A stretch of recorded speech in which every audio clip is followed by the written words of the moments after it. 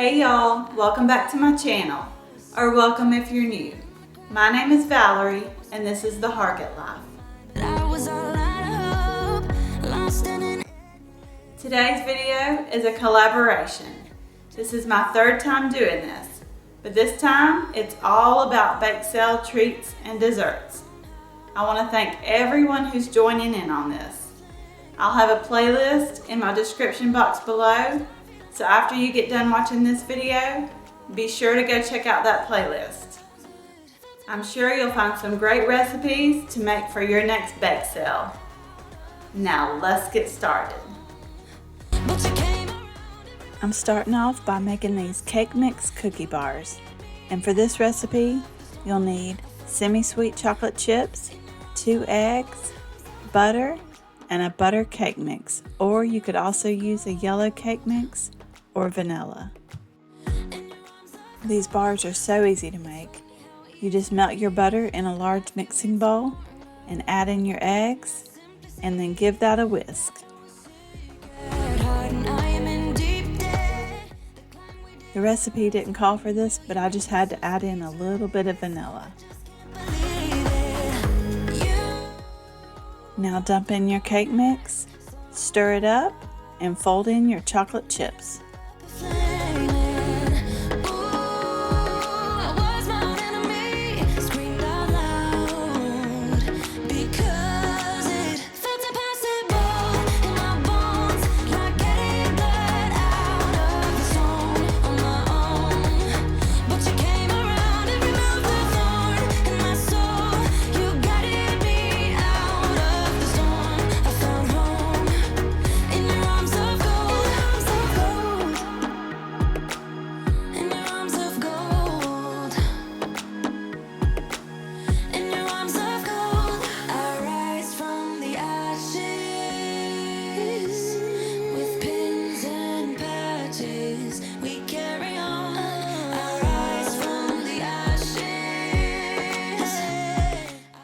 I sprayed my 9x13 inch baking pan with some nonstick spray and poured in that batter.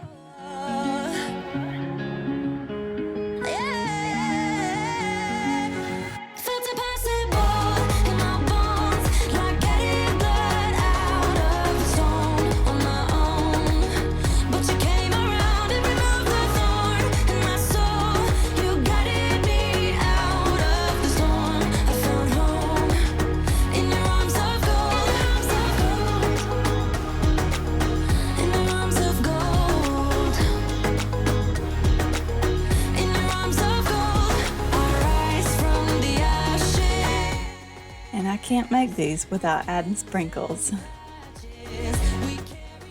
This was a new container and these just did not want to come out well.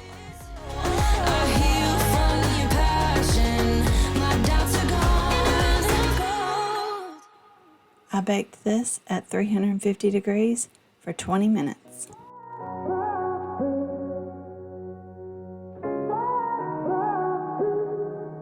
I had a feeling you'd come back and save me. I love this recipe, especially when I need something quick, easy, and delicious. Next up is this chocolate chip cookie pound cake. For this recipe, you'll need a yellow cake mix, sour cream, instant vanilla pudding, vegetable or canola oil, milk, semi-sweet chocolate, milk chocolate, and eggs. In a large mixing bowl, I added in my cake mix, my instant vanilla pudding mix, sour cream, eggs, oil, and milk. Why don't we go back to your bedroom?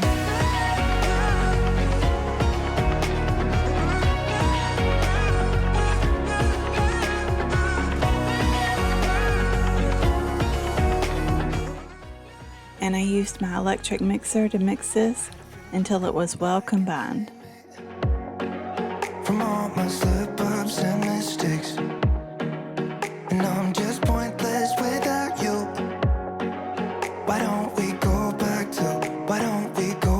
to, never wanted to end things like we did. I'm sorry for all those promises I made.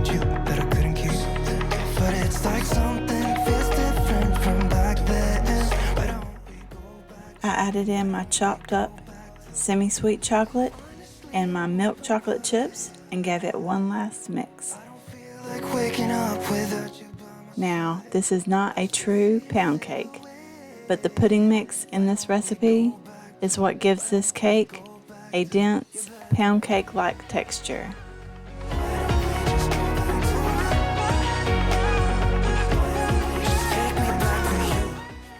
Get out your bundt pan and spray it well with some non-stick spray. I like to use the kind with the flour in it.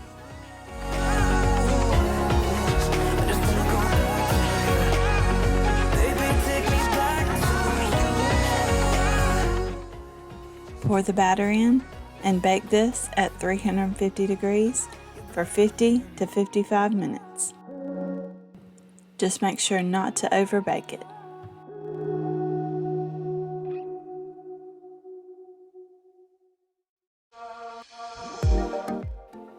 After it came out of the oven, I left it in the bundt pan to cool for 5 minutes and then I flipped it onto a wire rack. And it didn't even stick. This cake is so good, y'all. You have got to try it. You could also dust this with some powdered sugar or drizzle some glaze over it. And for the final recipe, I'm making Froot Loop cereal treats. You will need Froot Loops, butter, and marshmallows, and this works best with mini marshmallows. I used the regular because that's what I had on hand. Melt your butter in a large mixing bowl, add in your marshmallows, and microwave this at 30-second intervals, stirring in between until your marshmallows are melted. Pour in the Froot Loops and stir until everything's coated in that marshmallow mixture.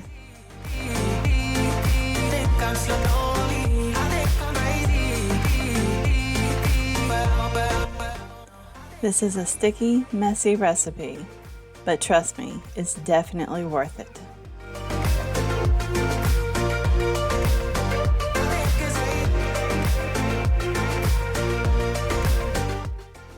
Pour that mixture into a greased 9 by 13 inch baking dish or a smaller dish if you want your bars thicker. The easiest way that I have found to do this is to grease my hands and use my hands to press it into the baking dish. Give this an hour or two to set up and then you can cut them into bars. These do not last long at my house. I really hope you enjoyed this video, and be sure to check out the playlist below for some bake sale recipes. But before you go, hit that subscribe button and I will see you in the next one.